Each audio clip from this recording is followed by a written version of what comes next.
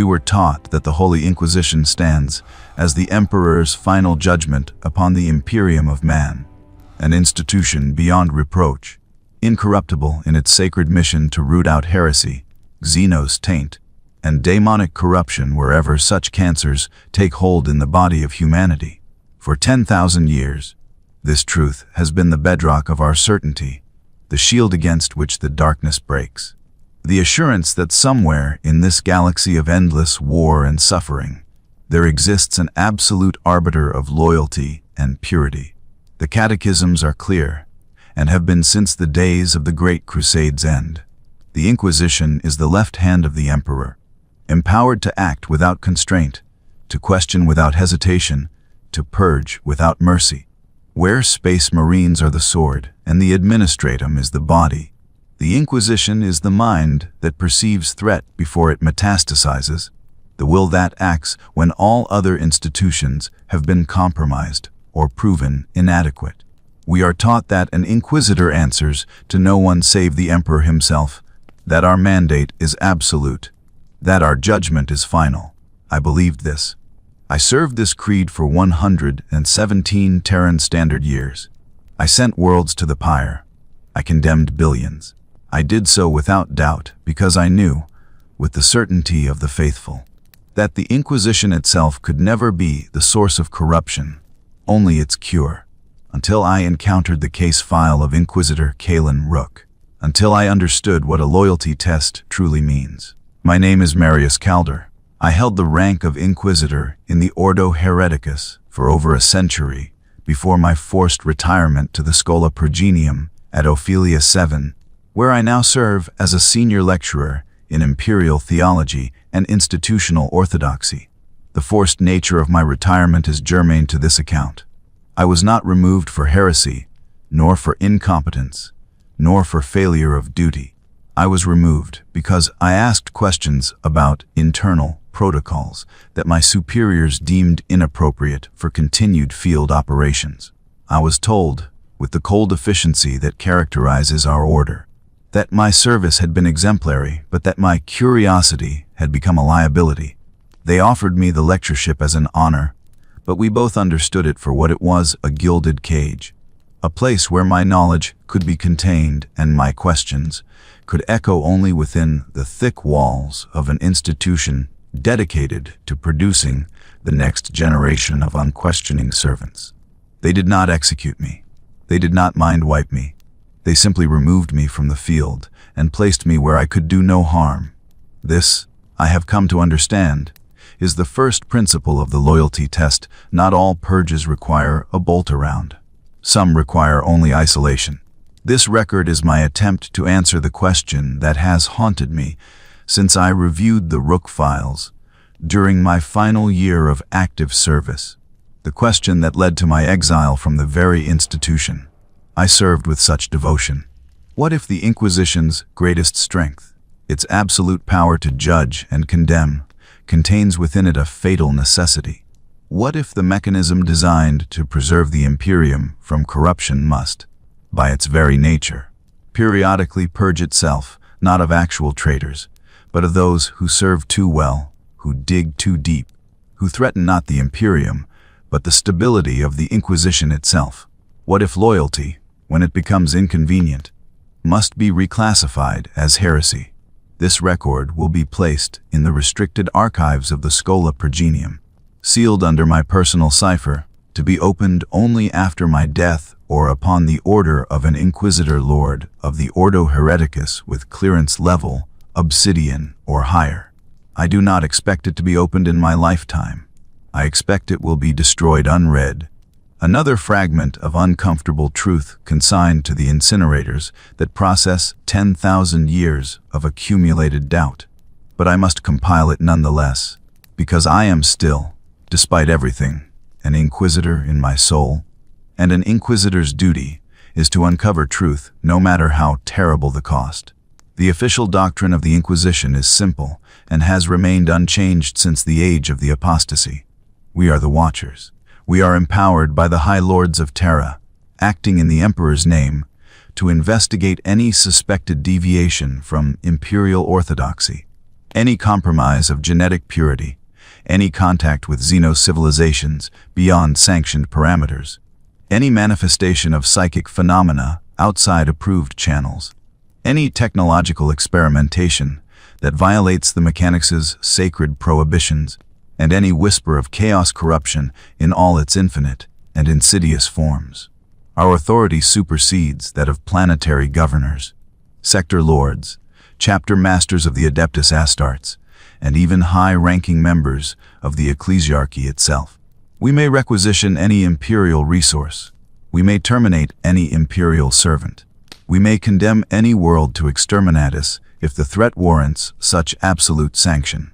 This power is not granted lightly, nor is it given to those who have not proven themselves utterly beyond corruption. The selection and training of an inquisitor takes decades, sometimes centuries when one accounts for the rejuvenate treatments that extend our operational lifespans. We are tested at every stage, our loyalty questioned, our resolve measured, our capacity for compromise evaluated and found wanting. By the time an individual receives the inquisitorial rosette, they are as close to incorruptible as humanity can produce through training, indoctrination, psycho-conditioning, and genetic screening.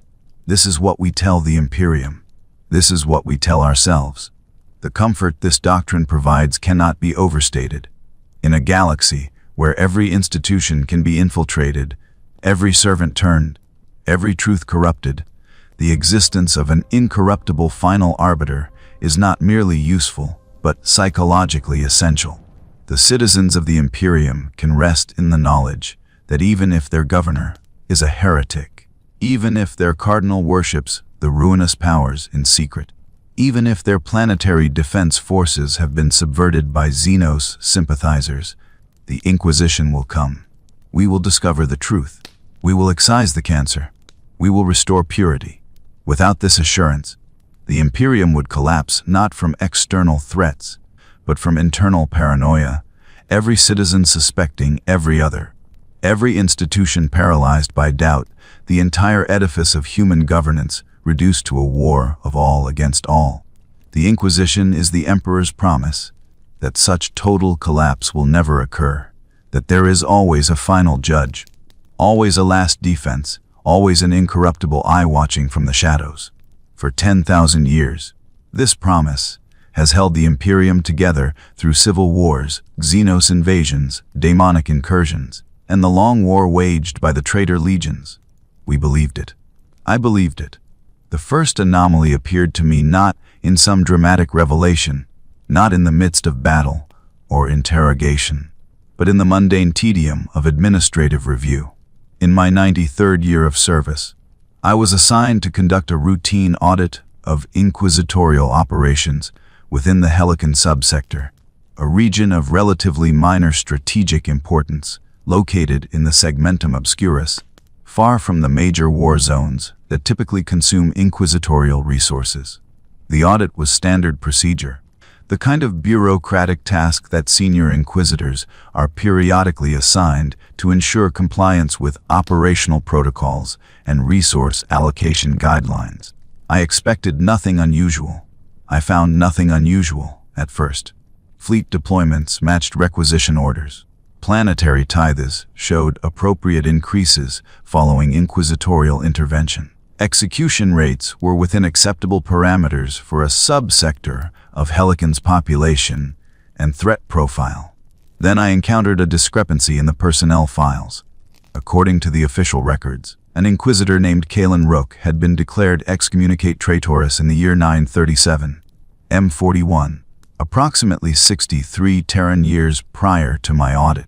The declaration had been issued by Lord Inquisitor Severina Voss of the Ordo Hereticus, Rook's direct superior, on the grounds that Rook had been compromised during an investigation into xenos artifact trafficking and had attempted to conceal evidence of his corruption from his own organization. The declaration specified that Rook had been terminated with extreme prejudice, that all records of his investigation had been purged as contaminated data, and that the matter was considered closed. This was not unusual. Inquisitors do occasionally fall to corruption, and when they do, the response must be swift and absolute. What caught my attention was not the declaration itself, but a footnote in the subsector's resource allocation records.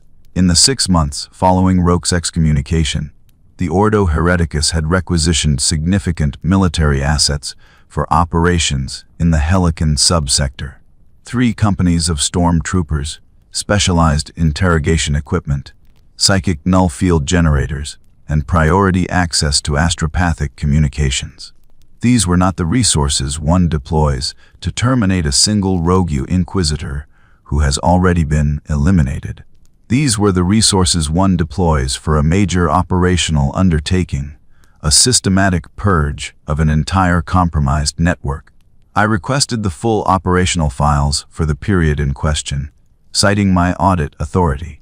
I was informed that the files were sealed under Lord Inquisitor Voss's personal authority and could not be released without her direct permission. I contacted Voss's office. I was informed that Lord Inquisitor Voss had died in 954, M41, 17 years after Rook's excommunication, when her flagship, the Immaculate Judgment, suffered a catastrophic warp drive failure during transit through the Helican warp route. All hands had been lost. Her personal archives had been transferred to the Segmentum Fortress at Cypra Mundi for storage. I traveled to Cypra Mundi. I submitted the proper requisition forms. I waited 4 months for the archives to be retrieved from the deep vaults. When they arrived, I discovered that Voss's personal files regarding the Rook case consisted of exactly 3 documents: the original excommunication declaration, a brief after-action report stating that Rook had been terminated and all evidence secured, and a resource allocation summary that confirmed the deployment of assets I had already identified. Everything else had been redacted under the authority of the Ordo Hereticus High Council with the notation, "Sensitive internal matter permanent seal." I had served for 93 years. I had clearance level Vermilion, which granted me access to materials that would see lesser servants executed merely for knowing they existed. I could not access these files. This should have been the end of my inquiry. The Inquisition maintains sealed archives for good reason. Information so dangerous or so compromising that even Inquisitors themselves cannot be trusted with it without specific need and authorization. But I had spent 93 years training myself to recognize patterns, to see the spaces between facts, to understand that what is hidden is often more significant than what is revealed. The pattern I saw troubled me. An Inquisitor falls to corruption, is terminated, and his entire investigation is sealed not just from the general Imperium, but from other Inquisitors. Resources are deployed on a scale inconsistent with a simple cleanup operation. The Inquisitor's superior dies 17 years later in a warp accident, one of the most common causes of death in the Imperium, and therefore one of the most convenient for eliminating inconvenient witnesses. Her personal archives are stripped of anything meaningful. The case is closed, sealed, forgotten. This is what is supposed to happen when an Inquisitor is corrupted. But it is also what would happen if an Inquisitor discovered something that the Ordo Hereticus itself needed to keep hidden, and if that Inquisitor and everyone connected to him needed to be permanently silenced. I am trained to think in patterns. I began to search for similar patterns. Over the next 2 years, using my audit authority to access personnel records across multiple subsectors, I identified 73 cases in the last 500 years where Inquisitors had been declared excommunicate traitores under circumstances that shared certain common features. The excommunicated Inquisitor had been relatively junior, typically serving for less than a century.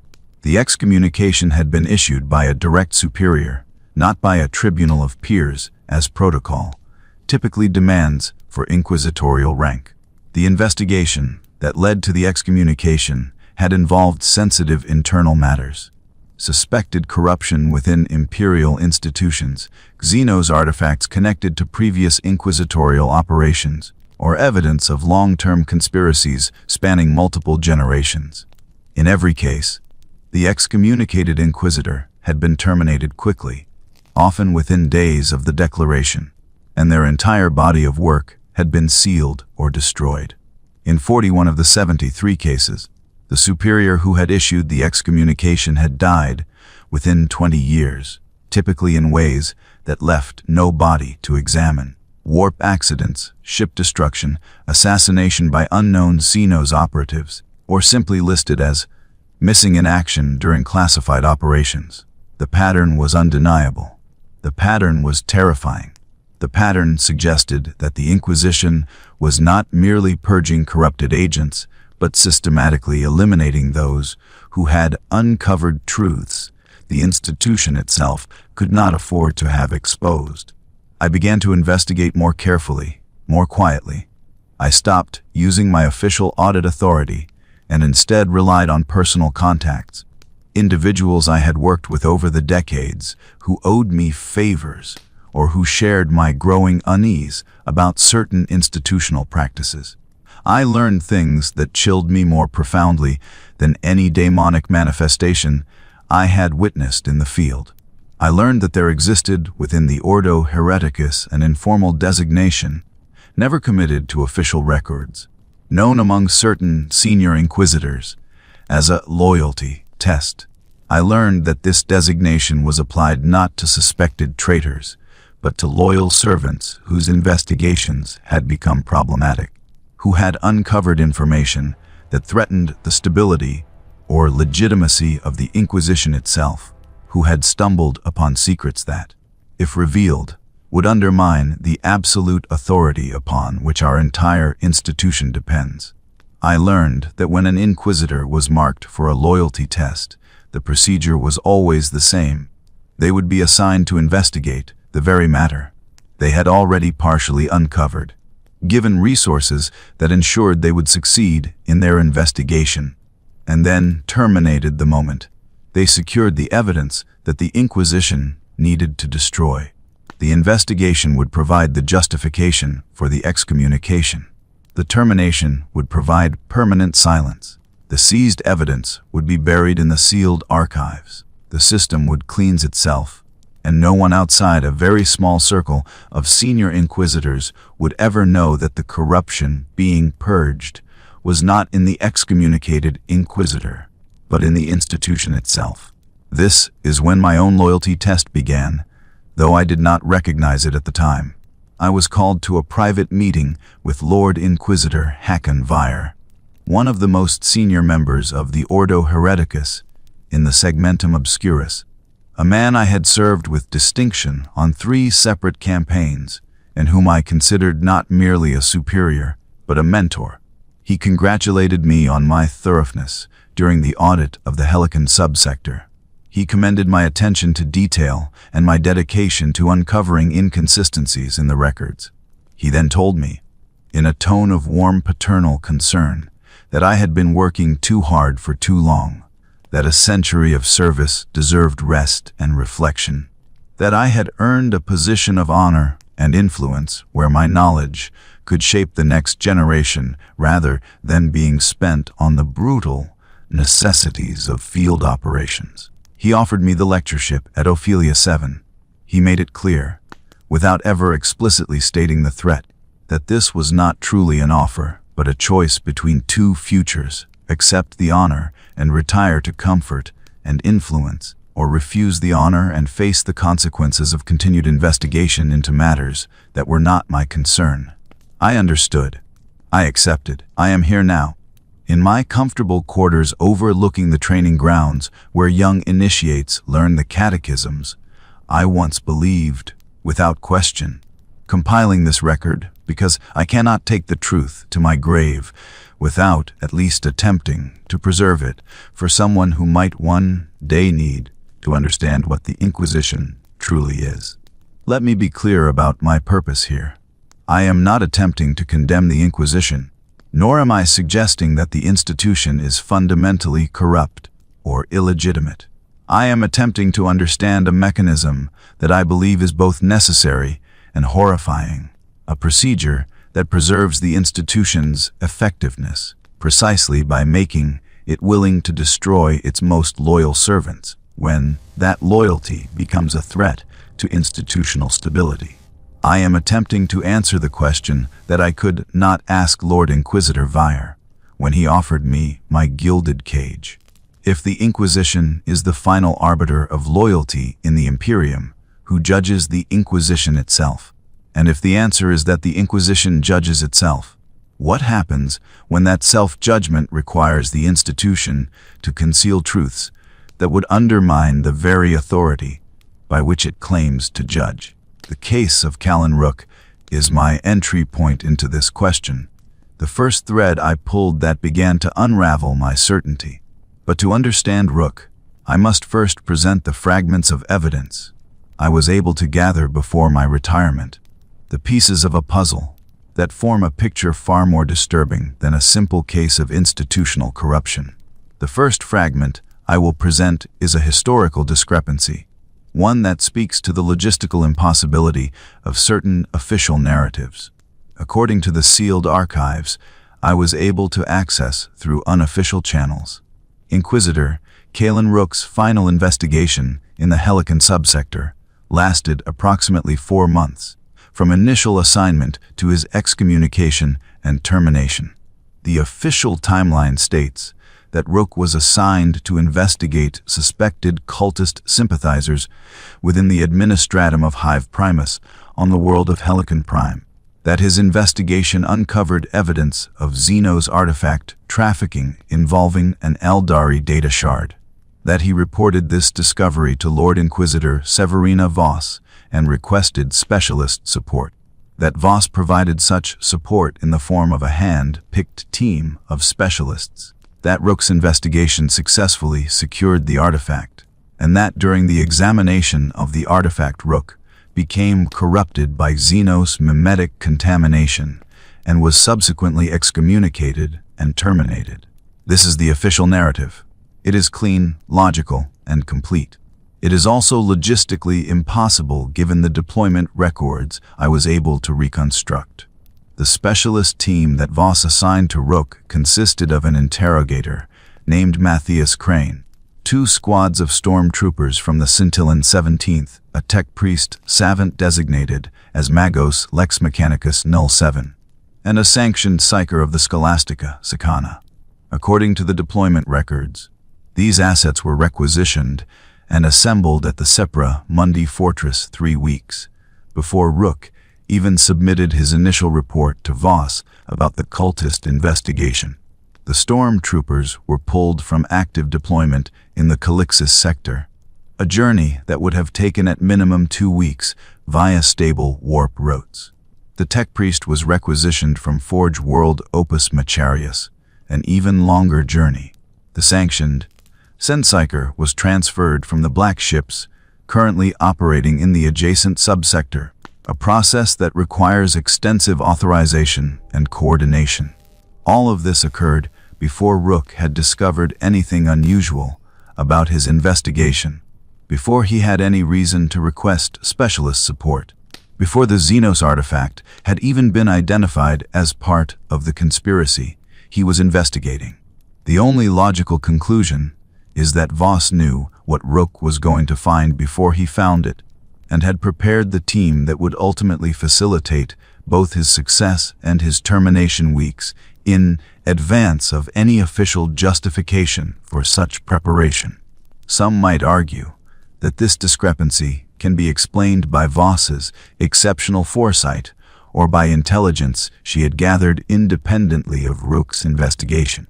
This is the comforting alternative explanation, the one that preserves the narrative of institutional competence and righteousness.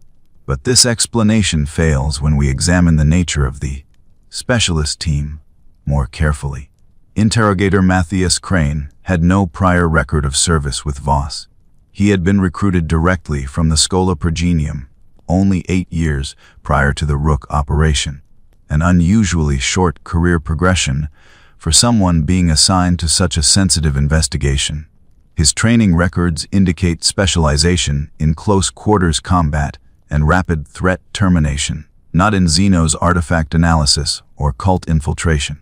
The stormtroopers were drawn from a regiment known for absolute loyalty and unwavering execution of orders without question or hesitation. Precisely the qualities one would want in a team that might be ordered to terminate their own superior officer. The tech priest's designation as Lex Mechanicus indicates specialization in data purging and memetic cleansing, not in artifact study. The sanctioned psyker, according to the fragment of record I could access, had been disciplined twice for using lethal force against subjects during interrogation when non-lethal methods were available and preferable. This was not a team assembled to assist Rook in his investigation. This was a team assembled to ensure the investigation reached its intended conclusion and to eliminate Rook the moment that conclusion was secured. The second fragment I present is more troubling still, for it comes from a source that the Inquisition would never officially acknowledge, but that we privately understand to be frighteningly accurate in certain specific domains. During my 93rd year of service, shortly before my forced retirement, I had occasion to interrogate a captured Alpha Legion operative who had been taken alive during a raid on a smuggling network operating in the Malfian subsector. The Alpha Legion, as every Inquisitor knows, maintains intelligence networks that penetrate Imperial institutions at every level, and their operatives often possess knowledge of internal Imperial politics and procedures that rivals our own. This particular operative, designated Subject Hydra 97, was a remarkably composed individual who endured 3 weeks of interrogation with minimal degradation of mental function. On the 19th day of interrogation, under the influence of a particularly sophisticated truth serum developed by the Ordo Xenos, the subject made a statement that I recorded in my personal notes, but never submitted to the official interrogation record, because I understood even then that to do so would mark me for termination. The subject stated that the Alpha Legion maintained detailed files on every known Inquisitor in the Segmentum Obscurus, not merely as intelligence gathering, but as part of a long-term strategic assessment of the Inquisition's internal stability. He claimed that his warband had identified a pattern they referred to as the Imperial Ouroboros, a mechanism by which the Inquisition periodically consumes its own agents to prevent the accumulation of knowledge that would destabilize the institution's authority. He provided specific examples, including the case of an Inquisitor named Covenant, who had been excommunicated in 823 M141 after investigating connections between the Ordo Hereticus and certain rogue trader dynasties, and an Inquisitor named Velmoth who had been terminated in 891 M141 after uncovering evidence that several Lord Inquisitors had maintained unauthorized contact with Eldar Farseers during the Gothic War. He stated that the Alpha Legion considered these purges not as evidence of inquisitorial corruption, but as evidence of inquisitorial functionality, that the willingness to destroy loyal servants to preserve institutional coherence was precisely what made the Inquisition such an effective instrument of imperial control, and that this mechanism was therefore something the Alpha Legion sought to exploit by deliberately feeding sensitive information to junior Inquisitors, and then observing how the institution responded to the resulting threat. I could dismiss this testimony as the lies of a traitor designed to sow doubt and discord. This is what I should have done. This is what protocol demands.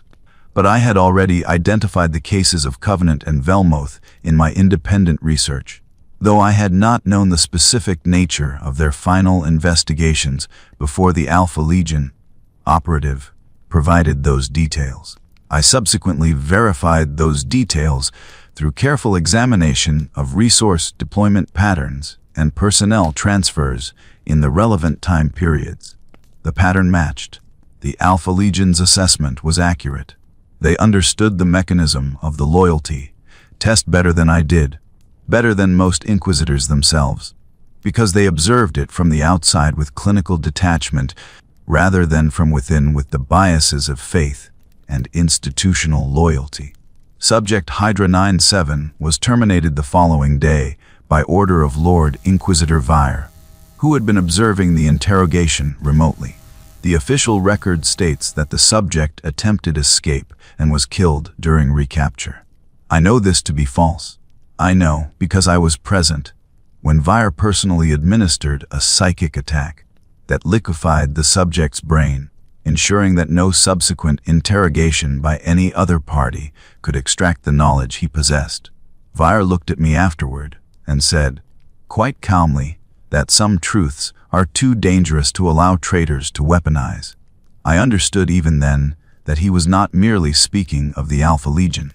The third fragment comes from a source that will require more explanation to establish its credibility, for it originates from a xenos perspective that most in the Imperium would dismiss as inherently unreliable. During my 71st year of service, I participated in a joint operation with the Ordo Xenos to neutralize an Eldari Corsair prince who had been raiding Imperial worlds along the eastern fringe. The operation was successful, in the sense that we captured the Corsair prince's flagship and most of his fleet, though the prince himself escaped through a webway portal before we could take him alive.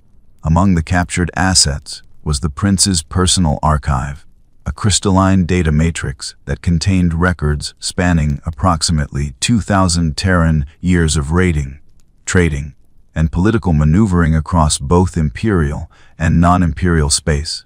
The Ordo Xenos claimed the archive for study, but I was granted limited access to examine sections relevant to potential hereticus concerns, specifically any evidence of chaos corruption or human collaboration with the Corsairs.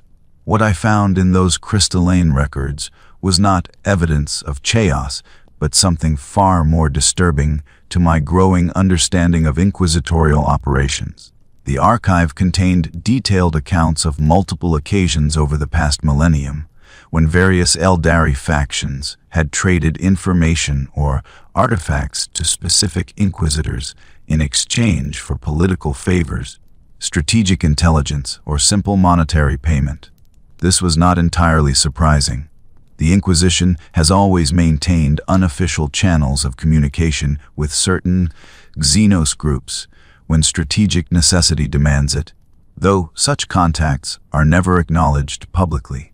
What disturbed me was the pattern of what happened to those inquisitors afterward. In 17 documented cases, the Eldari records showed that inquisitors who had received xenos artifacts or information as part of these unofficial exchanges were subsequently excommunicated and terminated by their own organization, typically within 5 to 10 years of the exchange.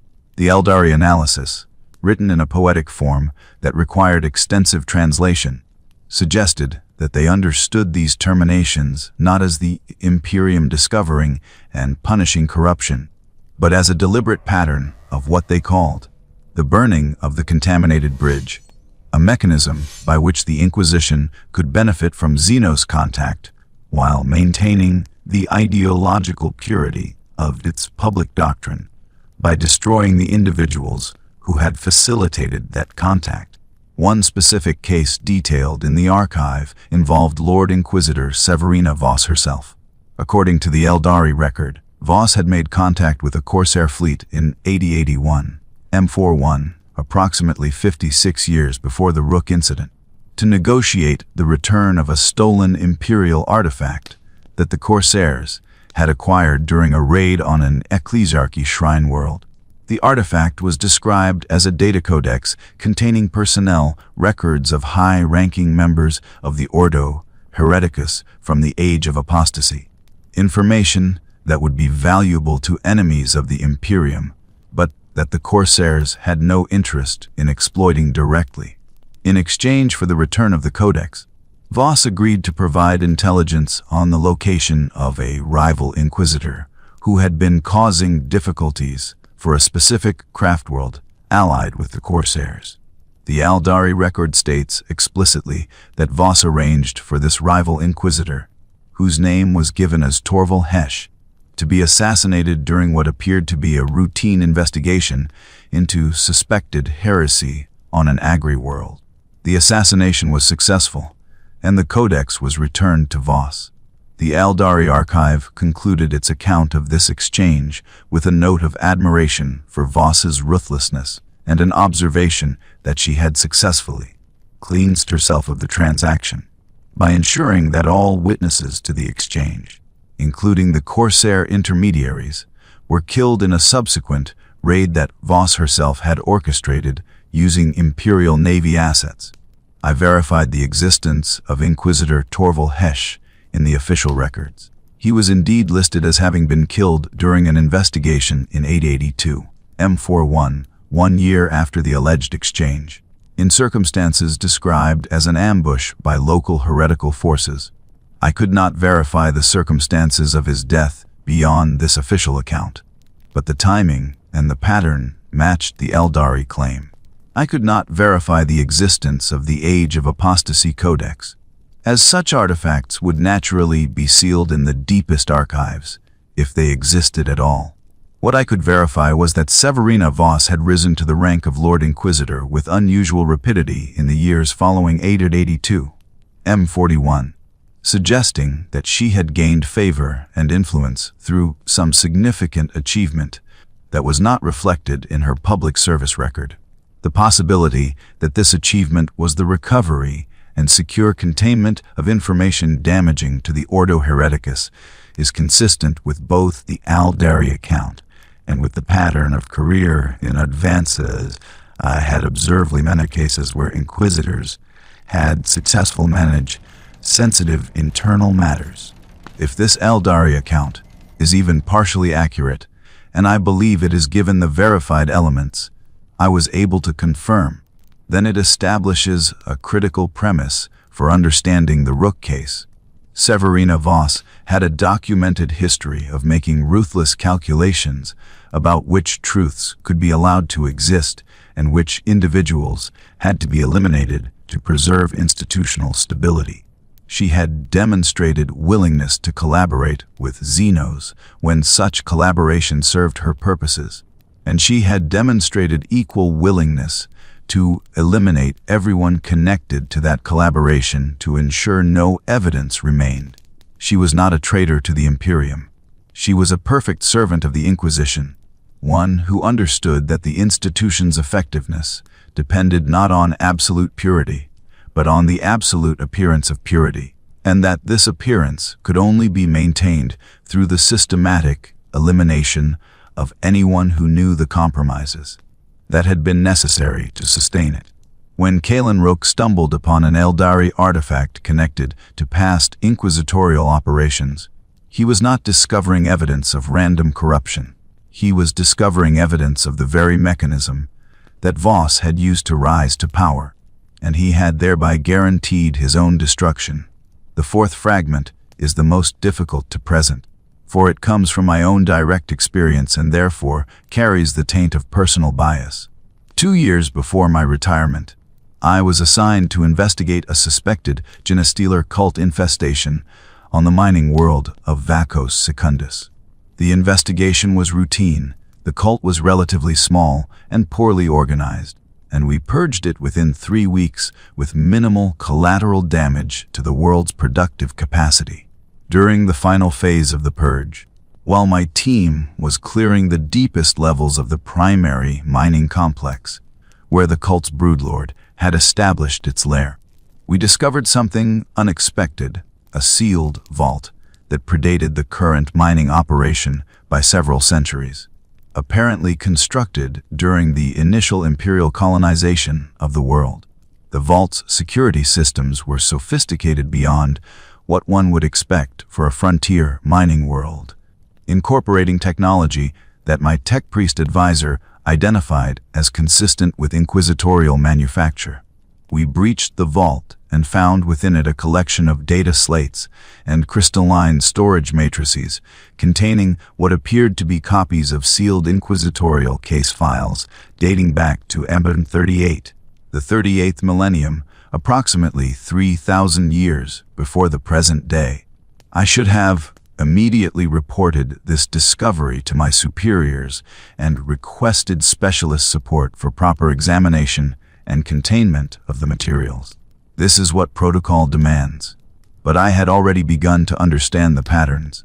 I had already identified the mechanism of the loyalty test in my research, though I had not yet been forced to confront it directly in my own service. I made a decision that may have saved my life. I examined the materials briefly, recorded only the most general summary of their contents in my official report, and then ordered the vault resealed, and the entire mining level collapsed with melta charges under the justification that we could not be certain the genestealer infestation had been completely purged from those depths. I destroyed the evidence. I lied in my official report. I committed what could technically be classified as heresy against the Inquisition itself. I did so because what I had seen in those brief hours of examination convinced me that if I reported the full truth of what the vault contained, I would be assigned to conduct a thorough investigation, provided with extensive resources and specialist support, and then terminated the moment that investigation was complete. The files in the vault documented a series of operations conducted by the Ordo Hereticus in M38 during a period of significant internal reform following the Age of Apostasy's conclusion. The operations were designated under a codename I will not repeat here, even in this sealed record, but their purpose was clear from the documentation. They were systematic purges of inquisitors and their entire networks of contacts, informants, and collaborators, conducted not because those inquisitors had been corrupted, but because they represented philosophical factions within the Inquisition that the dominant faction wished to eliminate. The files contained execution lists. They contained interrogation transcripts where loyal servants confessed under torture to heresies they had not committed, confessions that were then used to justify the purge of their entire organizational networks. They contained strategic assessments of how many inquisitors could be eliminated without destabilizing the institution's operational capacity, calculations measured in percentages, and acceptable casualty rates. They contained philosophical justifications for these purges, arguments that the Inquisition's effectiveness depended on doctrinal unity, and that doctrinal unity could only be achieved through the periodic elimination of ideological diversity, even when that diversity remained loyal to the Emperor and the Imperium. What chilled me most profoundly was not the existence of these purges, for I knew that the Inquisition had undergone internal conflicts and reorganizations throughout its history.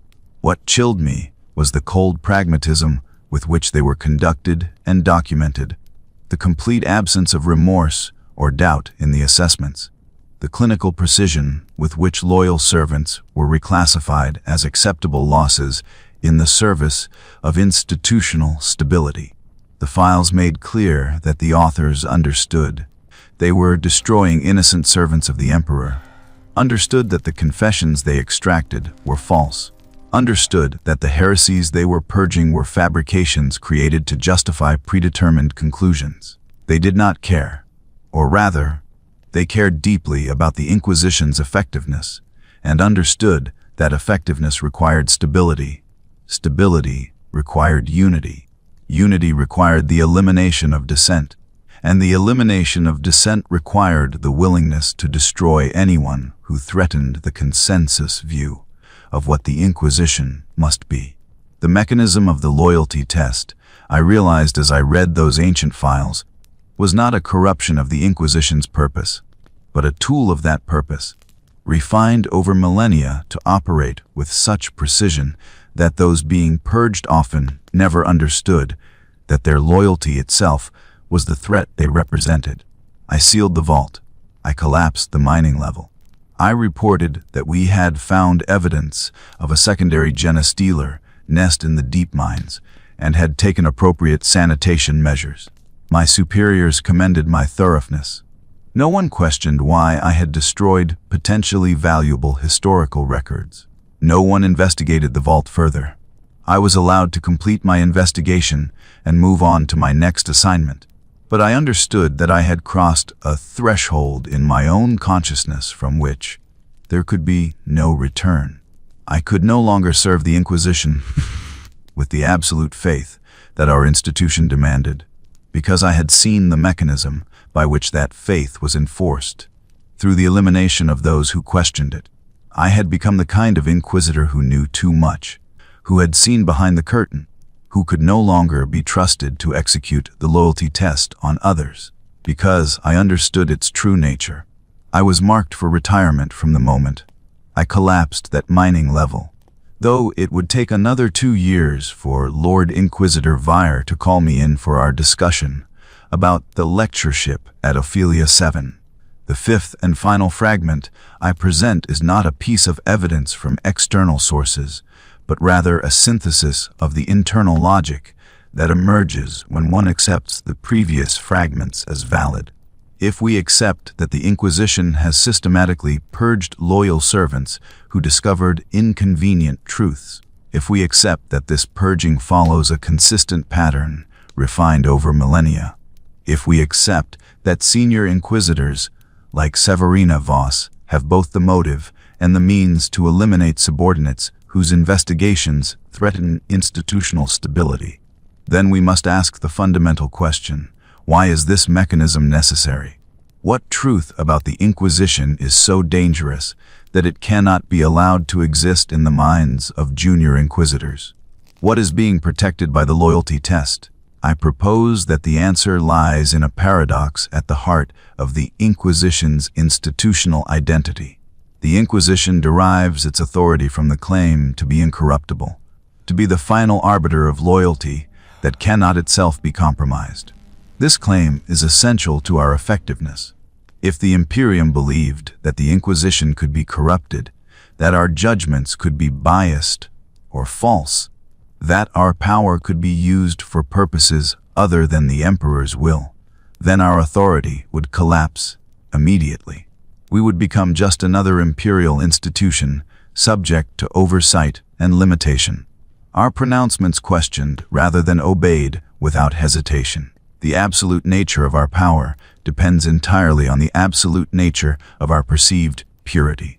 But this purity is a lie, or at least an oversimplification that cannot survive contact with the complexities of 10,000 years of institutional history, operating across a galaxy of infinite moral compromise. The truth is that the Inquisition has been compromised countless times over its history, not in the sense of turning to chaos or betraying the Emperor, but in the sense of making pragmatic decisions that violate our own doctrinal standards. We have collaborated with xenos when strategic necessity demanded it. We have covered up evidence of corruption in other imperial institutions when exposing that corruption would cause more harm than concealing it. We have eliminated innocent servants whose knowledge threatened political stability. We have tortured false confessions from loyal citizens to justify purges that served institutional rather than imperial interests. We have lied. We have manipulated. We have destroyed evidence. We have rewritten histories. We have created martyrs and heroes from whole cloth to serve propaganda purposes. None of this makes us traitors to the Imperium. All of it makes us pragmatic servants of an institution that must function in the real universe rather than the idealized universe of our own doctrine. But if these truths were widely known, if junior inquisitors understood the full extent of the compromises their seniors had made and would make again, the institution would fracture into factions, each claiming to represent true purity while condemning others as corrupt. The Inquisition would turn its weapons on itself in a civil war that would make the age of apostasy look restrained by comparison. The loyalty test is the mechanism that prevents this fracture. It operates as an immune system response, identifying and eliminating inquisitors who have been exposed to information that would cause them to question the institution's fundamental legitimacy before they can spread that questioning to others. The process is simple in concept, though terrible in execution. Allow the Inquisitor to complete their investigation so that all evidence can be located and secured. Then eliminate the Inquisitor and seal the evidence under permanent classification, ensuring that the truth dies with the investigator and cannot metastasize into a broader crisis of institutional confidence. This is not corruption. This is a carefully designed system operating exactly as intended, preserving the Inquisition's effectiveness by preserving the necessary lie of its absolute purity. The horror is not that the system fails, but that it succeeds, generation after generation, purging loyal servants to protect an institution that could not survive the full truth of its own history. Let me now synthesize these fragments into a comprehensive analysis of what I believe happened to Inquisitor Kaelen Rook. Understanding that this analysis is speculative and that I cannot prove every element with the evidentiary standards I would normally require.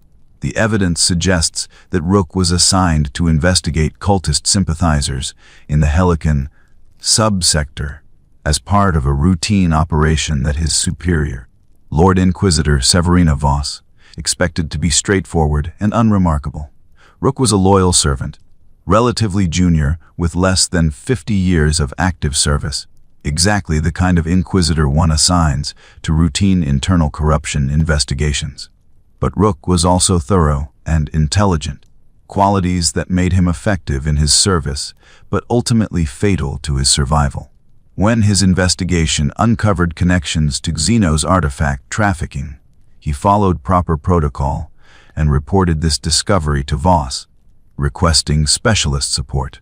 This was his first mistake, though he could not have known it at the time. Voss recognized immediately what Rook had stumbled upon.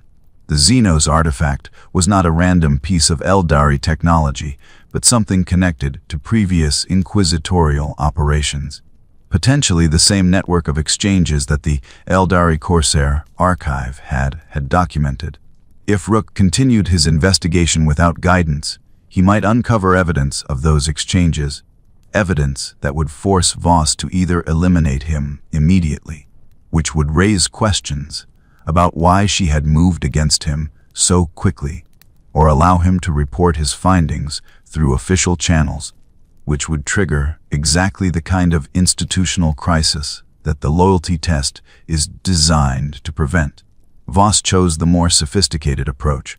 She initiated a loyalty test, though she almost certainly did not use that term in any official documentation. She assembled a team with the resources and authorization to ensure that Rook's investigation would succeed completely in locating all evidence connected to the artifact, while simultaneously ensuring that the team's leadership would be absolutely loyal to her rather than to Rook and capable of terminating him on her order without hesitation or moral qualm. The team was dispatched to assist Rook.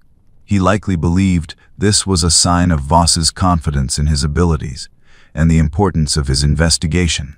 In truth, it was the preparation for his execution. The team helped him locate the artifact, a crystalline data matrix containing records of the historical pact between Voss and the Eldari Corsairs involving the assassination of Inquisitor Torval Hesh, Rook's tech priest. The Lex Mechanicus, designated as Null 7, successfully decoded enough of the matrix to reveal its contents. At this moment, Rook understood what he had discovered, understood that the corruption he was investigating was not in the cultists, but in the Ordo Hereticus itself, understood that his superior had used xenos collaboration and assassinations to advance her career. This should have been his moment of triumph, the vindication of his investigation and proof of his loyalty to the Emperor's truth. Instead, it was the moment that sealed his death warrant. The evidence suggests that Voss was monitoring the investigation in real time, either through direct communication with interrogator Crane or through other surveillance methods. The moment Rook secured and decoded the artifact, Voss transmitted new orders to the team. Rook was reclassified from investigator to compromised asset. The primary mission objective became securing the artifact and ensuring it could not be examined by anyone outside Voss's direct control. The secondary objective became terminating Rook and anyone in his immediate circle who had been exposed to the artifact's contents. Interrogator Crane executed these orders with the cold efficiency that his training had instilled. The tech priest Savant, who had decoded the Matrix, was killed immediately, eliminating the one individual who could reproduce the decoding process. Rook, realizing what was happening, fled into the depths of Hive Primus. What followed was not a chase but a hunt, not an attempt to recapture a rogue agent, but a systematic purge designed to ensure absolute silence. Rook had no allies in the Hive who could protect him from an inquisitorial termination team. He had no way to communicate his discoveries to anyone who might act on them, without that communication being intercepted by the very institution he was trying to expose. He was a lone man pursued by the most effective killers the Imperium could produce, operating with unlimited authority and resources in an environment where every citizen had been conditioned from birth to obey any order bearing the inquisitorial seal. The outcome was never in doubt. Rook survived for 4 days in the Hive's underbelly, long enough to record a final message that I was able to access years later through channels I will not detail here, even in this sealed record. A message that formed part of the evidence that convinced me of the loyalty test's existence. In that message, recorded in an abandoned transit hub, as the stormtroopers closed in on his position, Rook demonstrated that he understood exactly what had happened to him. He stated that his investigation was terminal, a deliberate choice of words that meant both that the investigation was ending and that it had always been designed to end with his termination. He declared that the true rot was not in the cultists he had been assigned to investigate, not in the xenos artifact traffickers, but in the Inquisition itself, in an institution that had become so committed to preserving its own power and legitimacy that it would murder its most loyal servants to protect the lie of its purity. He understood that he had been the target from the beginning, that the entire investigation had been a trap designed to locate dangerous evidence under the cover of legitimate inquisitorial activity, and that his death was not a failure of the system, but its intended outcome. He ended the message with a prayer to the Emperor, not for salvation or revenge, but for understanding, asking the Master of Mankind whether the Imperium he had built was supposed to consume its own faithful in this manner, or whether this was a perversion of his vision that had emerged during the 10,000 years of his silence on the Golden Throne. Lord Inquisitor Severina Voss personally oversaw Rook's final moments. This detail comes from Interrogator Crane's sealed after-action report, a fragment of which I was able to access before my retirement. Voss arrived at the transit hub via personal transport, accompanied by a squad of her personal stormtroopers. After Crane had cornered Rook, but before the final termination was executed, she thanked Rook for his service. She acknowledged that he had performed his duty exactly as an Inquisitor should, with thoroughness and dedication to truth. She explained to him, in terms I can only reconstruct from Crane's clinical summary, that the truth he had uncovered was real, but that it could not be allowed to exist, that the Inquisition's effectiveness depended on maintaining certain necessary fictions, and that his death would serve the Emperor more completely than his life could have done. She asked him to surrender the artifact. Rook, according to Crane's account, complied without resistance, understanding that resistance was pointless and that his final service to the Imperium was to die quietly so that the truth could die with him. Voss personally administered the execution with a bolt pistol, a sign of respect for a fellow Inquisitor, even as she destroyed him for doing his duty too well. The aftermath followed the predictable pattern. Rook was posthumously declared excommunicate traitorous. The declaration stated that he had been corrupted by xenos mimetic contamination from the Aldari artifact, and had attempted to conceal evidence of his corruption from his superiors. All records of his investigation were purged from accessible archives and sealed under Voss's personal authority. The Helican subsector underwent a brief period of increased inquisitorial activity as Voss's teams systematically eliminated everyone who had been connected to Rook's investigation. His informants in the Administratum, the cultists who had led him to the artifact, even the stormtroopers from his original team, who had served with him before Crane's specialists arrived. The purge was thorough and left no witnesses. Within 6 months, it was as if Kaelen Rook had never existed, as if his investigation had never occurred, as if the truth he had uncovered had never been real. The Inquisition continued its work. The Imperium continued to function. The necessary lie of institutional purity was preserved for another generation. Now I must address the philosophical implications of this synthesis, for they are more terrifying than the mechanics of the purge itself. If my analysis is correct, if the loyalty test is a real and systematic mechanism rather than a series of unfortunate coincidences, then we must confront several deeply uncomfortable truths about the nature of the Inquisition and its role in the Imperium. The first truth is that the Inquisition is not, and has never been, the incorruptible institution it claims to be. This does not mean it is corrupted in the sense of serving chaos or betraying the Emperor, but it means that the institution has made countless compromises with its own stated principles, has engaged in actions that violate its own doctrines, and has covered up these violations through systematic deception and violence. The second truth is that this deception is not a failure of the Inquisition, but a feature of its design, a recognition by its founders and subsequent leaders that absolute power cannot be maintained through absolute purity in a universe where moral absolutes are constantly ground down by pragmatic necessity. The third truth, and perhaps the most disturbing, is that the loyalty test is probably necessary for the Inquisition to function effectively. If junior inquisitors were allowed to know the full truth about the compromises their institution has made, if they understood the extent to which their seniors have violated the very principles they enforce so ruthlessly upon others, the result would not be a more pure and righteous Inquisition, but a fractured and paralyzed one, incapable of the decisive action that the Imperium requires for its survival.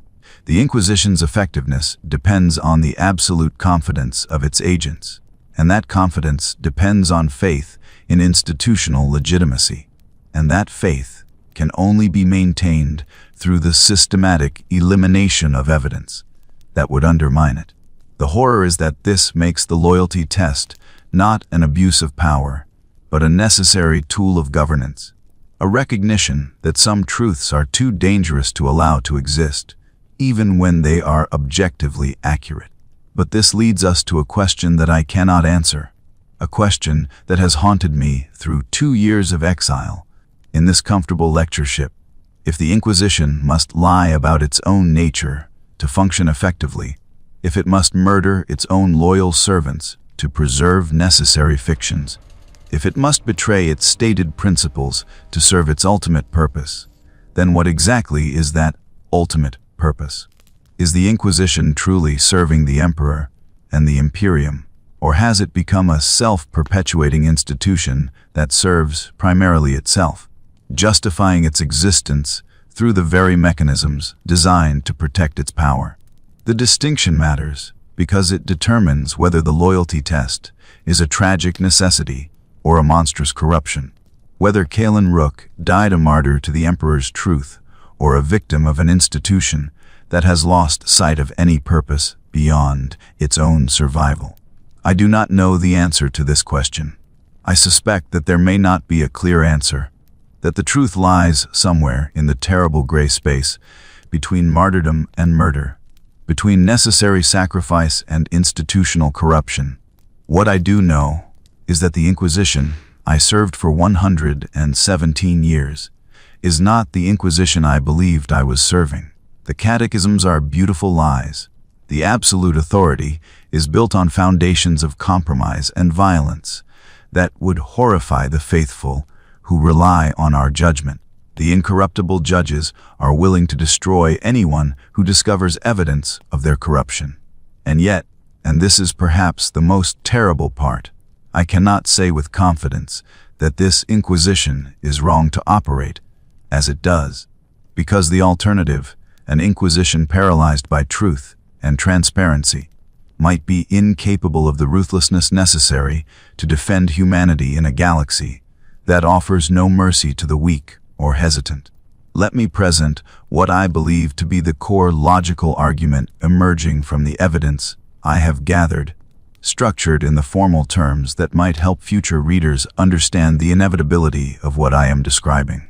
Premise 1. The Inquisition's authority depends entirely on the perception of its incorruptibility. If the Imperium believed the Inquisition could be compromised, its judgments would be questioned, its power resisted, and its effectiveness eliminated. Premise 2.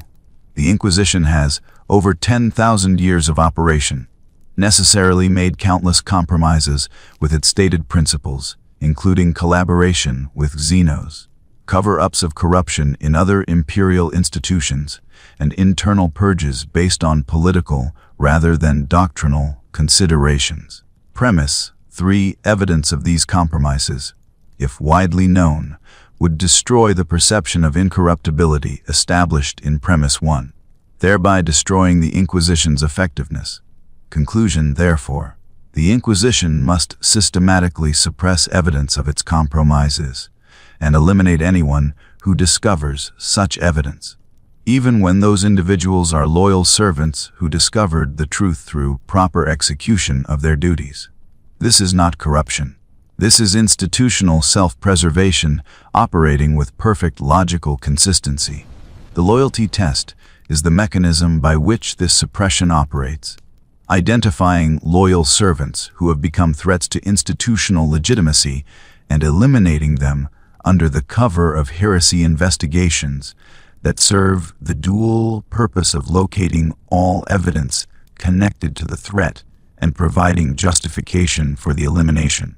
The system is elegant in its terrible efficiency, self-contained in its operation, and almost impossible to prove, because the very act of gathering proof triggers the mechanism designed to eliminate the investigator. I survived only because I recognized the pattern early enough to destroy evidence rather than report it, making myself useless as a subject for a loyalty test because I had eliminated the very information that would have justified my termination. But in saving my life, I destroyed the evidence that might have convinced others of the truth I am attempting to convey in this record. Some might argue that I am seeing patterns where none exist, that the cases I have identified are simply instances of genuine corruption being properly punished, that the discrepancies in deployment records and timelines can be explained by the complexities of inquisitorial operations across vast distances, that the testimony of Alpha Legion traitors and Eldari corsairs cannot be trusted. This is the comforting alternative, the explanation that preserves faith in institutional legitimacy. I would have accepted this explanation once. I would have dismissed my own doubts as the paranoia of a mind too long exposed to the horrors of chaos.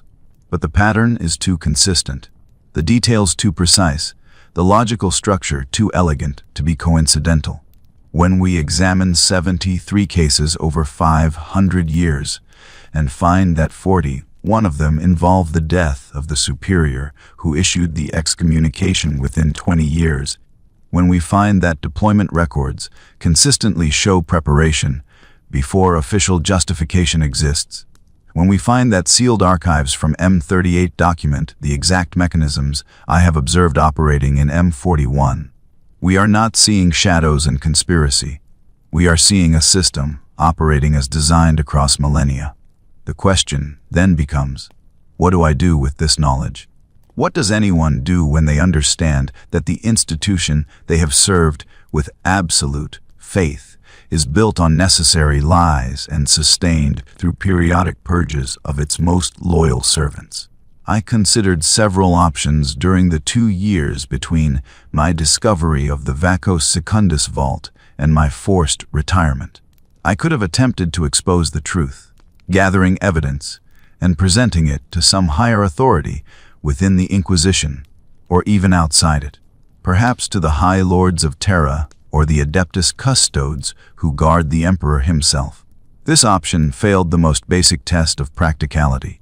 There is no higher authority than the Inquisition when it comes to judging matters of loyalty and heresy, and any attempt to expose the loyalty test would simply trigger that mechanism against me with overwhelming force.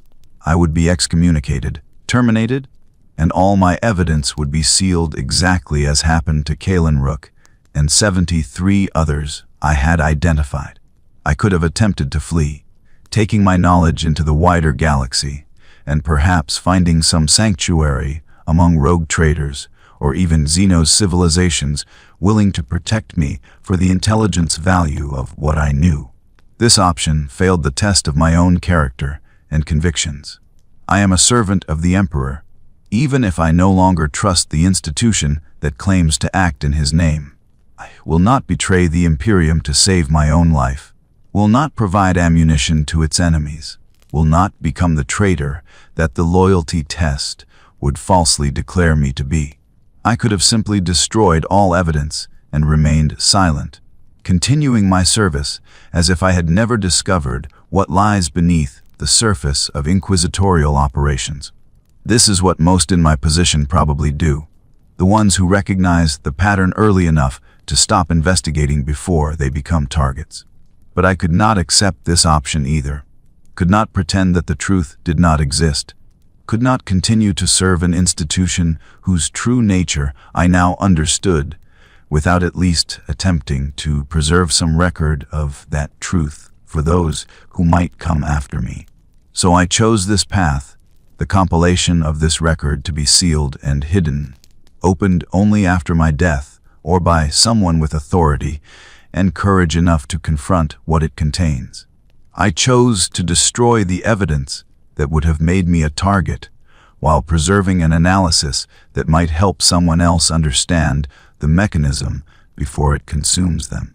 I accepted the forced retirement that Lord Inquisitor Vire offered because I understood that it was the only offer I would receive, that the alternative to the comfortable lectureship was a termination order executed with the same cold efficiency that had killed Kaelen Rook.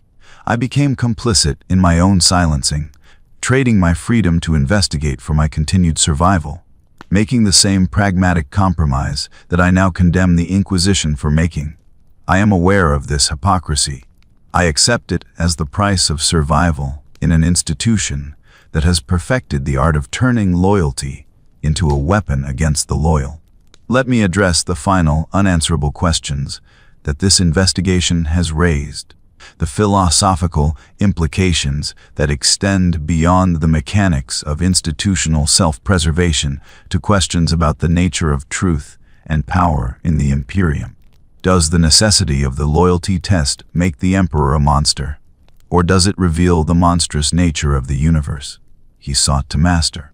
If the Imperium truly requires institutions willing to murder their own servants to maintain the lies necessary for effective governance, then what does that say about the Imperium's fundamental moral character? Is this the Imperium the Emperor intended to create when he launched his Great Crusade? Or is it a perversion that emerged during the 10,000 years of his silence, a corruption so gradual and logical that it became indistinguishable from proper function? I do not know. I suspect the Emperor himself, could he speak from the Golden Throne, might not be able to answer with certainty, for his vision was always focused on humanity's survival rather than its purity, on the pragmatic necessities of an endless war rather than the moral absolutes of a peaceful civilization. What I do know is that the loyalty test, and the broader pattern of institutional self-preservation it represents, poses a terrible challenge to the foundation of imperial faith. We teach that the emperor is truth, that service to him requires absolute honesty and clarity of purpose, that lies and deception are the tools of chaos. Yet the institution most dedicated to rooting out lies operates through systematic deception, and the servants most honest in their pursuit of truth are the ones most likely to be destroyed by their own organization. This contradiction is not sustainable in the long term. Either the Inquisition will eventually fracture under the weight of its own internal deceptions, or it will become so effective at suppressing truth that it transforms into something unrecognizable, an institution that serves only its own power rather than any vision of the Emperor's will. Both outcomes represent a form of defeat, a victory for the forces of entropy and corruption that the Inquisition was created to oppose. Perhaps the most disturbing implication is that the loyalty test might be spreading beyond the Inquisition itself, becoming a model for other imperial institutions that face similar contradictions between their stated principles and their operational realities. If the Inquisition can justify murdering loyal servants to preserve necessary fictions, then what prevents the ecclesiarchy from doing the same when faithful priests discover evidence that challenges core doctrines? What prevents the Adeptus Mechanicus from eliminating tech priests who uncover forbidden knowledge that would destabilize the cult Mechanicus? What prevents any imperial institution from adopting the same mechanism of self-preservation, creating a galaxy-spanning system where truth itself becomes the enemy, where loyalty is defined not by service to the Emperor, but by willingness to accept the lies necessary for institutional stability? We may already be living in this Imperium, an Imperium where 10,000 years of accumulated deception has created a reality so divorced from any original vision that even the Emperor's own intent has been lost in the noise of necessary compromises and pragmatic betrayals. I do not have answers to these questions. I do not expect anyone reading this record will have answers either. What I can offer is a warning based on my own experience and the pattern I have identified through careful analysis of fragmentary evidence. If you are an inquisitor who has discovered evidence of institutional compromise, evidence that contradicts the official narratives of inquisitorial purity and righteousness, you have three choices, and all of them are terrible. You can report your findings through official channels, in which case you will almost certainly trigger a loyalty test that will result in your excommunication and termination after you have been used to locate all evidence connected to your discovery. You can destroy the evidence and remain silent, preserving your own survival at the cost of allowing the deception to continue unchallenged. Or you can attempt to flee or expose the truth through unofficial channels, in which case you become the traitor that the loyalty test would falsely declare you to be, providing ammunition to the Imperium's enemies and betraying the very institution you sought to purify through truth. I chose the second option, destruction and silence, modified only by this sealed record that may or may not survive beyond my death. I chose survival over martyrdom, pragmatism over principle. Exactly the kind of compromise that I now understand defines the Inquisition's entire operational philosophy. I am ashamed of this choice. I am also convinced it was the only rational choice available to me, given the nature of the institution I served and the mechanisms it has developed over 10 millennia to protect itself from internal threats. Kaelen Rook chose differently. He continued his investigation to its conclusion, secured the evidence that proved his superior's corruption, and died for his loyalty to truth rather than loyalty to institutional stability. I honor his choice, even as I acknowledge that I lack the courage to follow his example. He was a better inquisitor than I will ever be, precisely because he was willing to die for the principles that I have compromised to survive. The final question I must address is whether the Inquisition's use of the loyalty test, assuming my analysis is correct, represents a fundamental betrayal of the Emperor's vision or a tragic but necessary evolution of his institutions in a universe that permits no moral absolutes. I have spent 2 years in this comfortable exile contemplating this question, and I have reached no conclusion that satisfies me. On one hand, the Emperor's entire project, from the Unification Wars through the Great Crusade to the establishment of the Imperium, was built on pragmatic ruthlessness, on the willingness to commit atrocities in service of humanity's survival, on the recognition that purity of means is a luxury that a species fighting for its existence cannot afford. The Inquisition's willingness to murder loyal servants to preserve institutional effectiveness is entirely consistent with this pragmatic philosophy, a recognition that some truths are too dangerous to allow to exist even when they are accurate.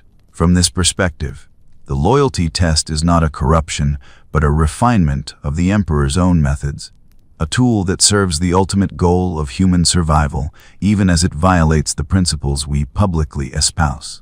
On the other hand, the Emperor's vision, as I understand it from the fragmentary records that survive from the Great Crusade era, was built on the premise that humanity's survival required not just pragmatic ruthlessness, but also a foundation of truth and reason that would distinguish us from the superstition and madness of old night. The Imperium was supposed to be rational, scientific, honest about the nature of the universe and humanity's place within it. The Inquisition's systematic suppression of truth, its willingness to manufacture heresies and execute the innocent to preserve convenient fictions, represents a betrayal of this vision, a descent into the very superstition and deception that the Emperor sought to eliminate. From this perspective, the loyalty test is a cancer that has metastasized within the institution designed to protect against such corruption, and my silence in the face of this cancer makes me complicit in the betrayal of everything the Emperor fought to achieve. I do not know which perspective is correct. I suspect that both are partially true, that the loyalty test is simultaneously a necessary tool of institutional survival and a symptom of institutional corruption, that the Inquisition has become both more effective and more corrupted over 10,000 years of operation, that the very mechanisms that allow it to function in a galaxy of endless horror have transformed it into something the Emperor might not recognize or approve. The tragedy is that I cannot imagine an alternative that would work better. An Inquisition that operated with complete transparency and refused to compromise its stated principles would be paralyzed within a generation, incapable of the ruthless decisiveness that the Imperium requires. An Inquisition that embraced its compromises openly and abandoned the pretense of purity would lose the absolute authority that makes its judgments effective. The loyalty test may be a monstrous mechanism, but it may also be the only mechanism that allows the Inquisition to be both ruthless enough to function and pure enough to be trusted.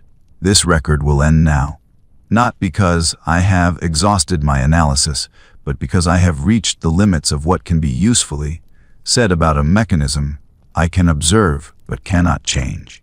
If you are reading this, you have either been granted access by proper authority or you have discovered it through the same kind of dangerous curiosity that destroyed Kaelen Rook and nearly destroyed me.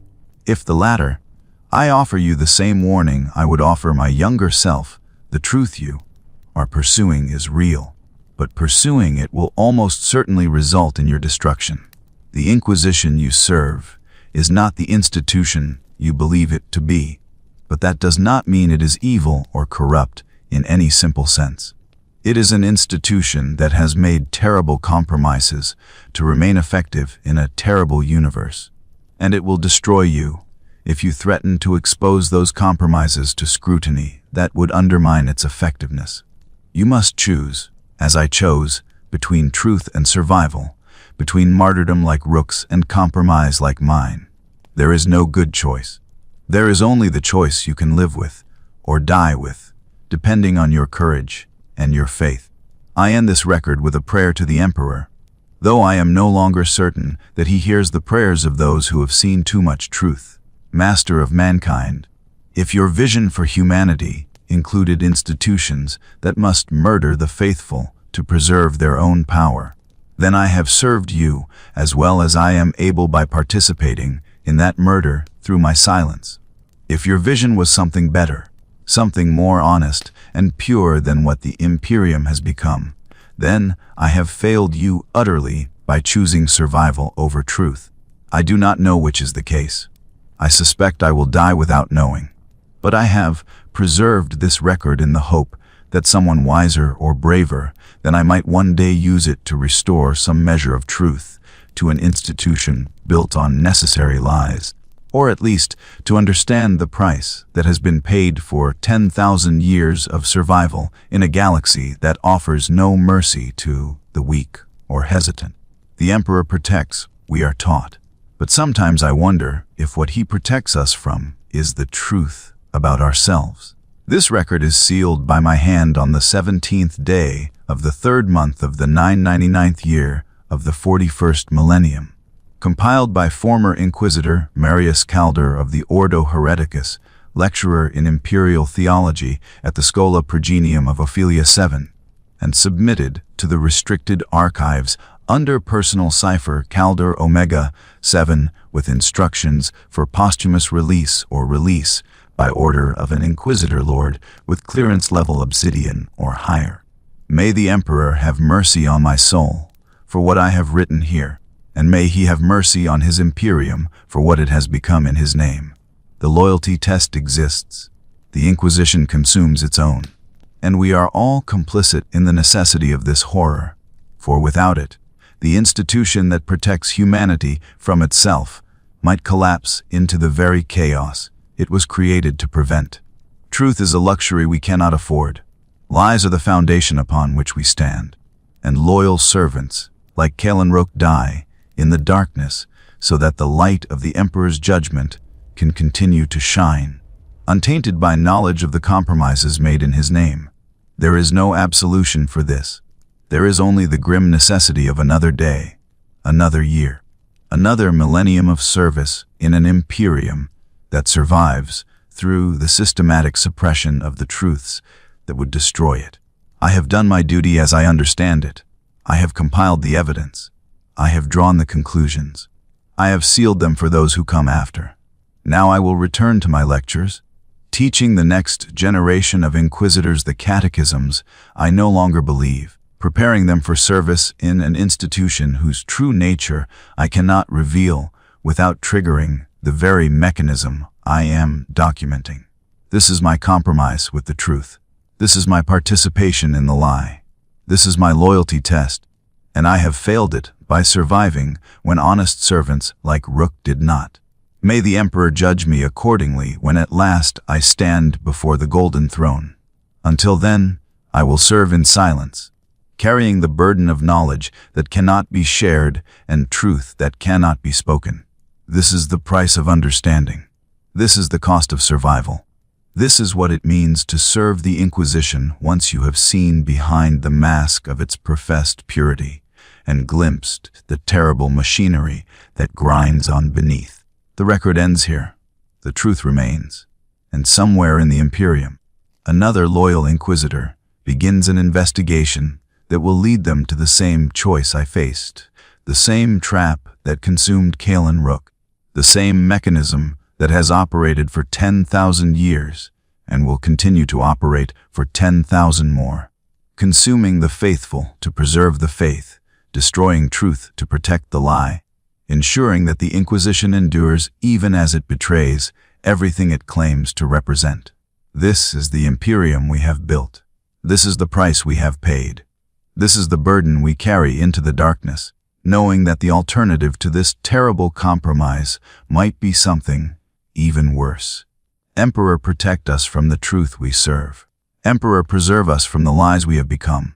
Emperor, grant us the strength to continue this grim necessity for as long as humanity requires guardians willing to damn themselves to preserve the species they protect. The loyalty test endures. The Inquisition endures. And we who understand its true nature must endure as well, carrying our knowledge like a secret wound that never heals, serving an institution we can no longer trust while recognizing that without it, the galaxy might devour us all. This is my testament. This is my confession. This is my final service to a truth that cannot be spoken and a lie that must be maintained. May those who come after understand what I could not change and forgive what I could not prevent.